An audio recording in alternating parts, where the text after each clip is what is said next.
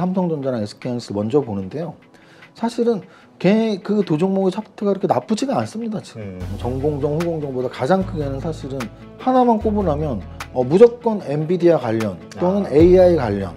근데 SK하이닉스 같은 경우는 그동안의 움직임들이 꽤 좋은 움직임에서 지금 악재가 나왔거든요. 6개월 후보다 1년 후, 1년 후보다 2년 후가 기업 가치가 발전하는 거예요. 그게 성장주거든요.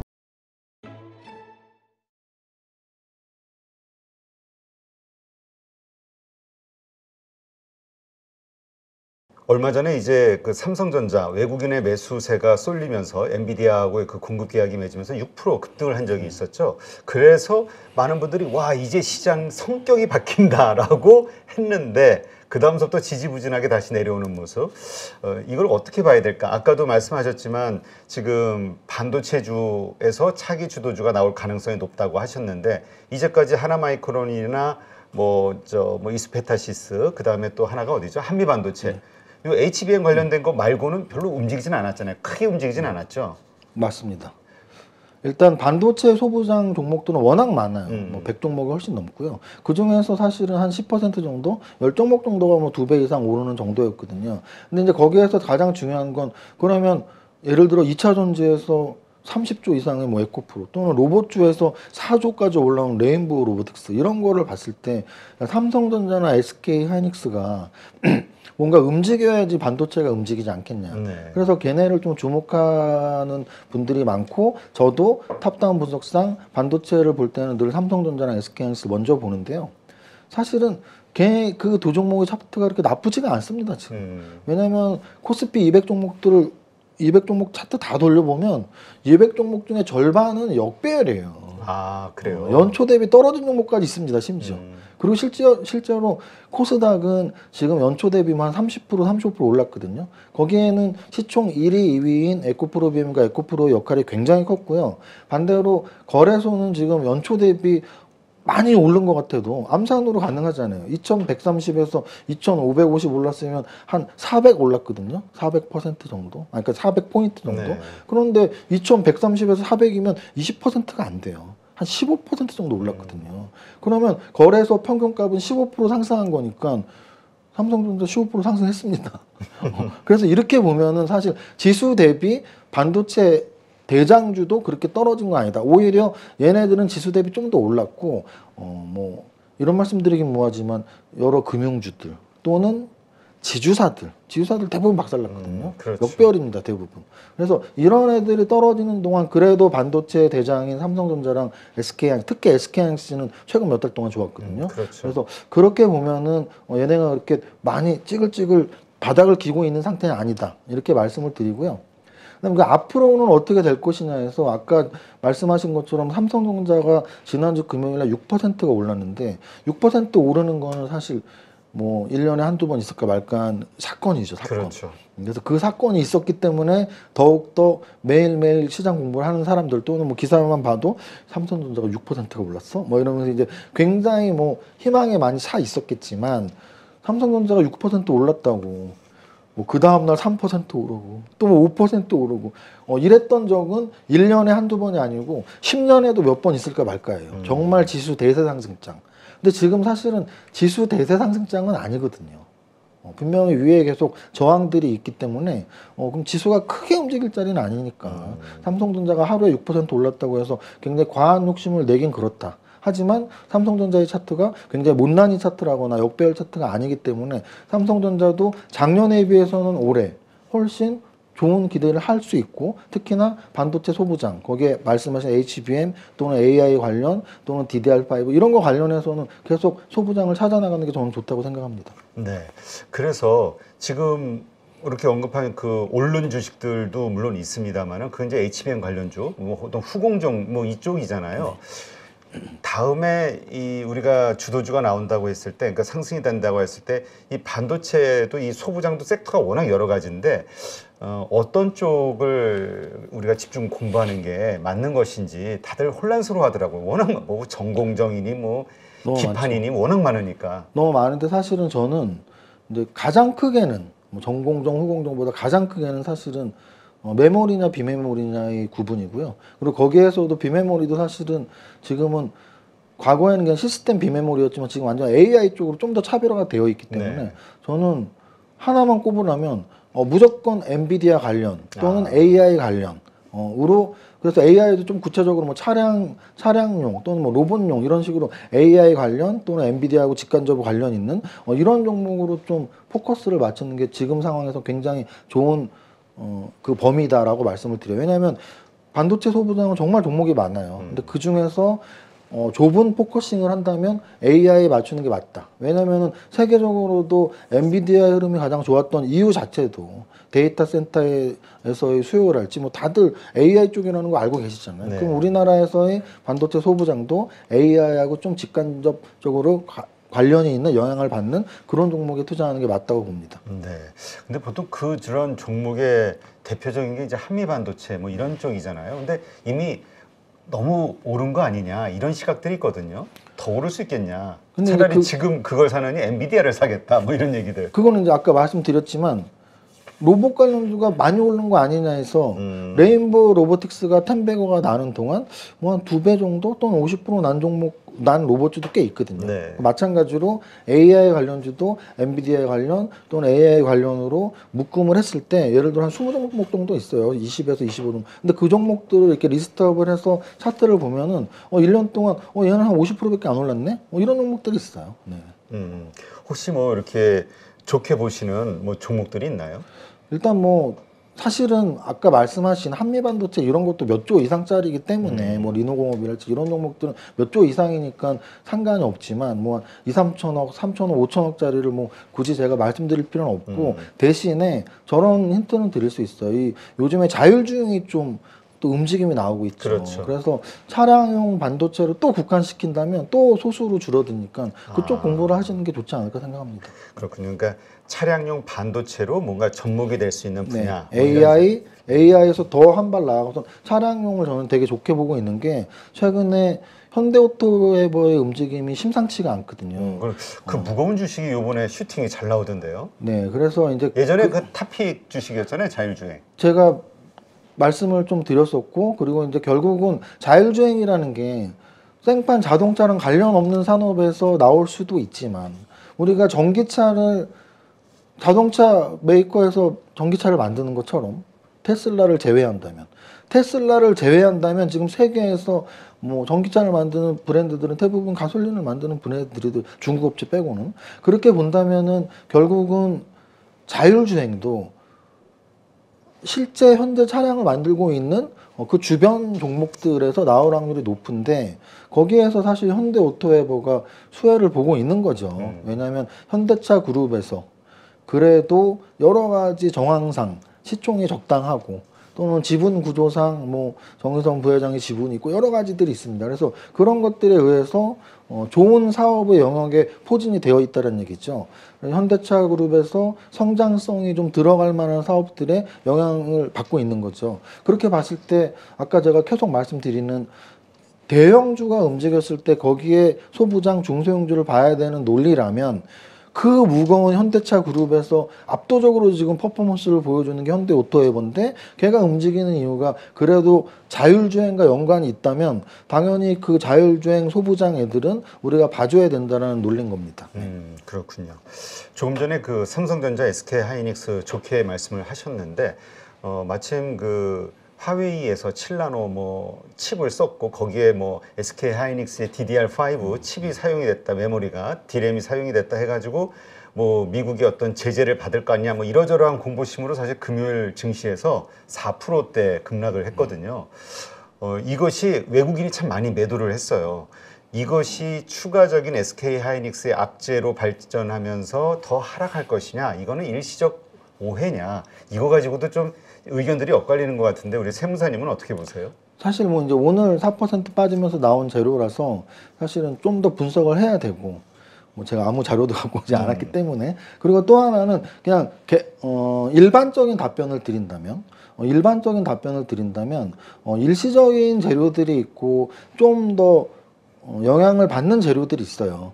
근데 SK하이닉스 같은 경우는 그동안의 움직임들이 꽤 좋은 움직임에서 지금 악재가 나왔거든요. 그래서 꽤 주가가 상승한 상태에서 4% 정도의 하락이면 사실은 큰 폭의 하락은 아니란 얘기죠. 네. 그래서 오늘 나온 재료에 그동안의 상승이 이 정도 폭이었는데 4% 정도의 조정이라면 사실 앞으로 추가적인 재료가 어떻게 나올지 진짜 모르는 거죠. 근데 네. 이제 앞으로 나올 재료를 제외하고 오늘 나온 재료로만 본다면 4% 정도의 약재는 크게 빠진 건 아니고 그러면 뭐 일시적인 것이라고 생각하기 쉽다. 그리고 저도 그렇게 생각할 수 있다라고 말씀드립니다. 네.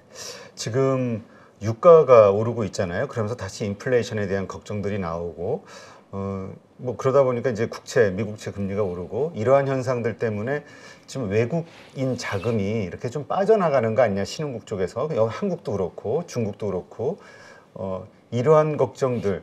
결국 우리 증시가 오르려면 외국인이 사줘야 되는데 이게 어떻게 될까? 강달러, 이러한 현상들 때문에 일어나는 이 강달러, 이러한 현상들 때문에 과연 외국인이 우리 한국 주식을 사주겠느냐, 이런 걱정하시는 분들도 있거든요. 일단은 사실은 제일 포인트인 것 같아요. 왜냐면은 이 매매 동향 중에 뭐 코로나 직후 어떨 때는 뭐 동학 개미 운동 뭐 이런 표현을 써가면서 외국인이 팔아도 또는 기관이 팔아도 개인들이 매수해도 이렇게 장이 좋아라는 시기가 짧게는 있었지만 그래도 올해 주식을 한 입장에서는 사실은 외국인들이 매수 들어올 때랑 매도 나갈 때 둘 중에 하나가 어느 게 더 좋아하냐 확률적으로 또는 심리적으로라는 질문을 한다면 당연히 외국인이 매수 들어올 때가 좋거든요. 근데 이제 외국인이 일시적인 매수 매도가 아니고 좀 큰 틀에서의 롱텀에서의 매수 매도에 가장 큰 영향을 미치는 건 사실은 두 가지예요. 하나는 환율이고요. 네. 두 번째는 국제적인 금융시장이 안전자산을 선호하냐 위험자산을 선호하냐의 차이죠. 그래서 금융시장이 불안할 때 우리나라에서 돈이 더 많이 빠지겠죠. 선진국 증시가 훨씬 안전한 안전자산이니까. 그리고 또 환율이 우리나라 환율이 약할 때 그럼 당연히 돈이 또 빠지겠죠. 근데 이 환율에 사실 가장 큰 영향을 미치는 건 양국의 금리 차이거든요. 근데 지금 미국 금리보다 우리나라 금리가 낮은 상태를 유지하고 있기 때문에 저는 뭐 그게 가장 큰 관건이라고 보고요. 근데 이제 과거로 보면은 미국이 거의 제로금리 가깝게 갈 때는 우리가 좀 높을 때가 많았어요. 왜냐면 우리는 제로금리를 간 적은 거의 없으니까. 반면에 미국이 높을 때는 우리가 낮았어요.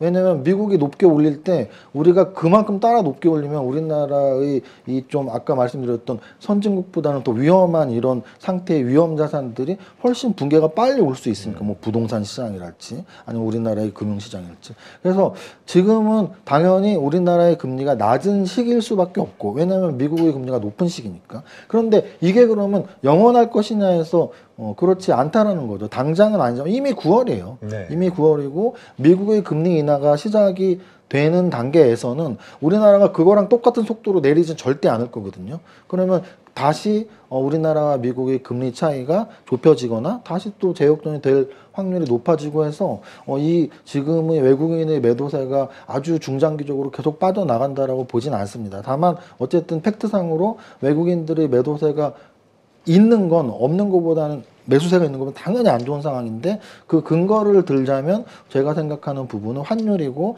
환율은 금리 차가 가장 중요하고 지금 현재는 미국 금리가 더 높기 때문에 우리나라에서 매도 자금이 나올 수 있지만 그게 계속 지속되지는 않을 것이다라는 말씀을 드린 겁니다. 네.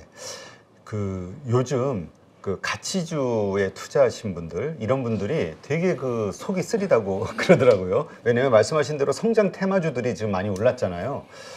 아까 뭐 지주사 말씀하셨지만 SK 같은 경우도 정말 하락폭이 크고 SK 같은 경우는 가치주 투자하시는 분들이 한 첫 번째 손가락 꼽는 주식이기도 한데 너무 성과가 안 좋다 보니까 그래서 우리 이정윤 세무사님이 항상 물리더라도 성장주에 물리자 이런 얘기를 하셨기 때문에 왜 우리가 성장주를 더 주목을 해야 되는지 이유 한번 좀 다시 설명 좀 해주시죠.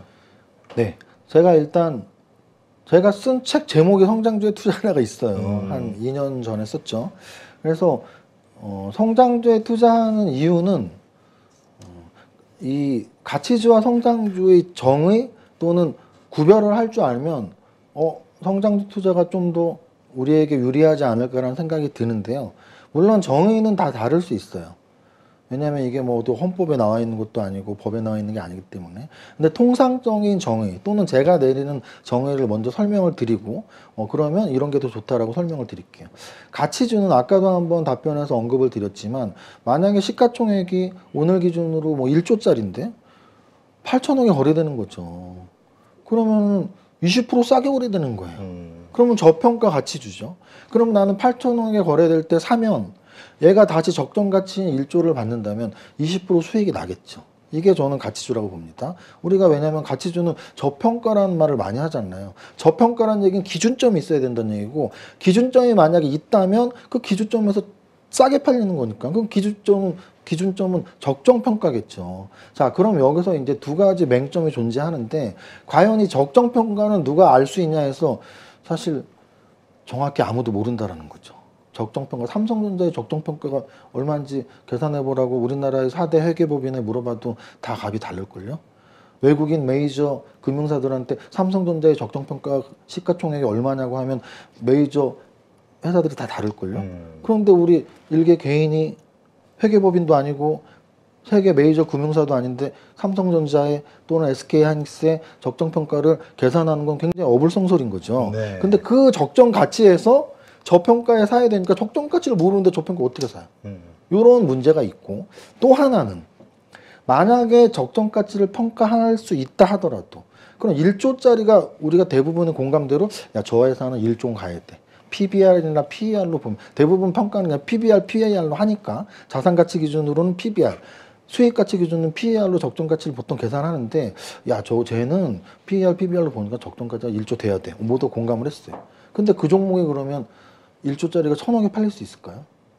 안 팔릴 거란 말이죠. 우리가 그 정도가 적정평가 하려면 끼케야 뭐 20%싼 8천억 또는 30%싼 7천억에 팔리겠죠.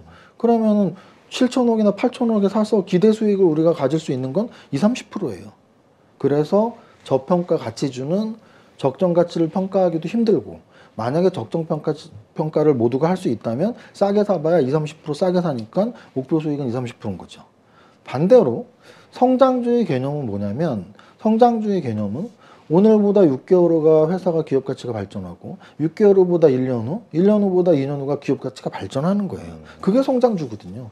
그러면 성장주는 현재 기업 가치가 얼마인지는 모릅니다. 네. 우리는 어차피 계산을 못하니까. 근데 우리가 예상컨대 5년 전보다 4년 전이 좋았고 3년 전, 2년 전, 1년 전이 좋았고 오늘보다 5년 후, 10년 후가 좋을 거야.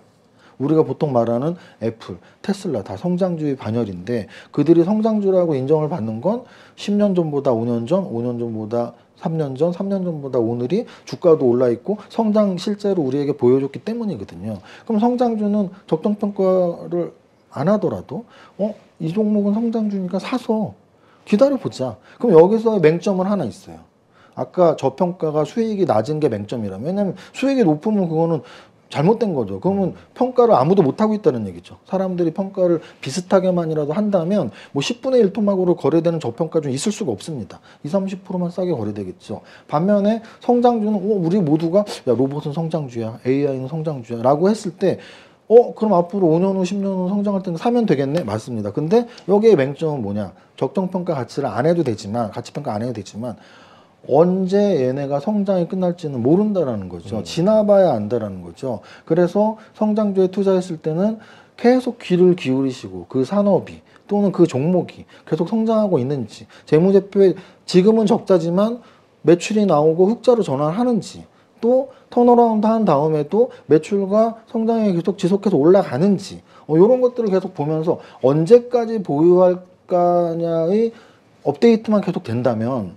가치주에서 10% 20%의 목표 수익률을 갖는 것보다 성장주에서 50% 100%의 목표 수익률을 갖다가 만약에 성장이 꺾였으면 손절매를 할 수 있는 용기도 있어야 되거든요. 왜냐하면 100%는 없으니까. 네. 성장한다고 믿었다가 성장을 안 하면 팔면 되니까.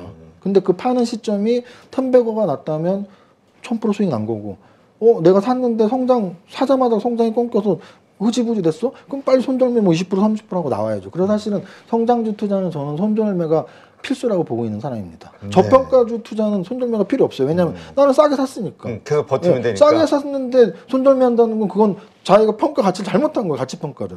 그래서 저평가 투자는 손절매가 필요 없지만 성장주 투자는 성장을 믿고 샀는데 성장이 끝났으면 손절매를 할 줄 알아야 된다. 네, 알겠습니다. 그래서 아마 많은 분들이 못하는 것 중에 하나가 손절매인데 요거를 어떻게 잘할 수 있을까? 요것도 한번 고민을 해봐야겠네요. 아무래도 칼같이. 그렇죠. 아무래도 그렇죠. 네.